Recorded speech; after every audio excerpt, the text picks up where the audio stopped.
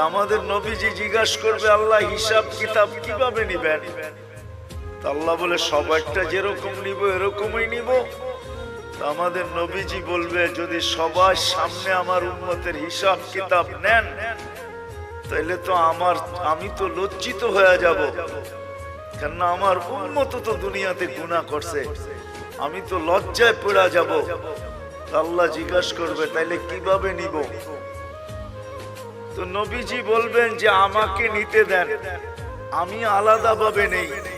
আল্লাহ প্রশ্ন করবে আপনাকে যদি নিতে দেই তো আপনিও তো আপনার উম্মতের গুনাহগুলা দেখবেন, তখনও তো আপনার চেহারাটা লজ্জায় ছোট হয়ে যাবে যে তোমরা আমার উম্মত হয়ে এই গুনাহ করলা, তো করলা কি কইরা, ঠিক না? সত্য তো? আল্লাহ জবাব দিবে বন্ধু ওয়াদা আপনার চেহারা আমি লজ্জিত করব না,